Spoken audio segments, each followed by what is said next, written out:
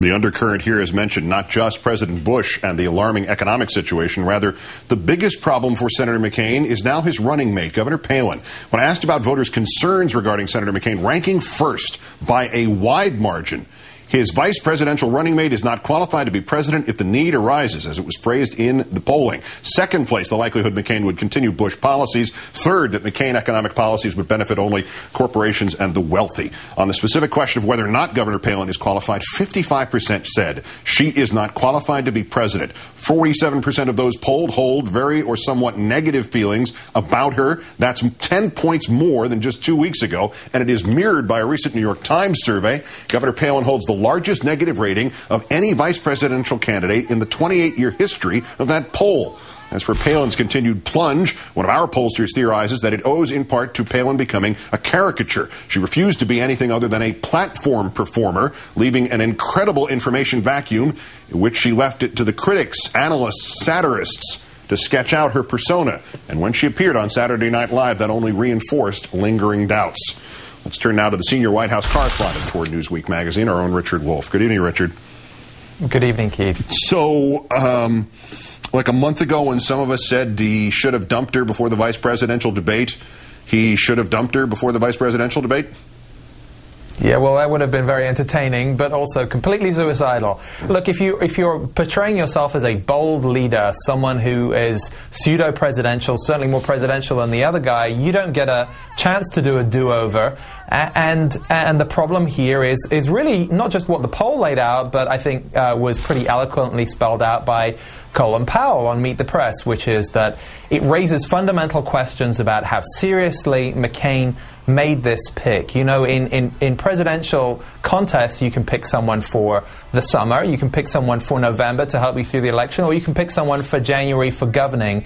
And it's not clear that this was a decision that really moved beyond the convention and a few weeks that McCain saw a moment of weakness and opportunity. And also, in terms of the polling, are we seeing that the voters are making this subtle distinction between a situation McCain inherits and tries to deal with, distancing himself from Bush, whereas one of his own creation, selecting Palin, becomes exponentially worse because it is his responsibility, and whatever else you say about President Bush, John McCain did not create him.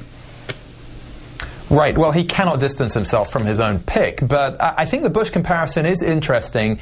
You know, in a weird way, both Bush and McCain have shown similar executive decision-making about Palin in this case, because they both, again, see themselves as bold, decisive figures, willing to make a judgment based on a gut feeling. And as we saw with President Bush, that leads to a very rapid sense of mission accomplished, but it can lead you into a quagmire. And Sarah Palin has proved to be a quagmire. We've spent here talking a lot of time about the Saturday Night Live effect. If Palin began the process of making herself look like a caricature by leaving this big open space that everybody could fill, it would seem that we have some empirical evidence now that appearing on that show kind of sealed this, right? Yeah, there was no upside in doing the Saturday Night Live, not when the caricature was so strong. Some daytime TV opportunities would have been much better for her. But you don't erase the caricature by reinforcing it. And those skits were inevitable, predictable. She hasn't made herself look more presidential. And this is how, you know, enjoying the ride may be a lot of fun. The crowds are obviously buoying up the whole campaign in some way, but ultimately it's not helping them get to where they need to be. This isn't just about the journey, it's about the destination. And if having the governor have a sudden crisis at home that would cause her to withdraw 2 weeks before the election is clearly out of the question, and rehabilitating her image with 2 weeks to go is seemingly impossible, what are the McCain options at this point? Do you put her on ice? Does she not see the light of day again after an interview with Brian Williams tomorrow? Well, she has still got an appeal to rural America and small-town America, and they are at least now dividing up the two candidates so they're covering more ground. Listen, if the ad pullback stories are correct, then they're really making a single play, which is for Pennsylvania, and they should both live in Pennsylvania for 2 weeks. She can deal with rural Pennsylvania, he can deal with some of the bigger cities, and that's their only goal to the Electoral College victory that they still must be hoping for. And what, by the way, as a last point, is the sell sell in Pennsylvania that could get them over what may be in some polls a 10-point hump? He's just got to hope that he can pull off some of the New Hampshire magic that worked for him 8 years ago. But in terms of the positions, where the state is, the issues, it's a huge mountain to climb.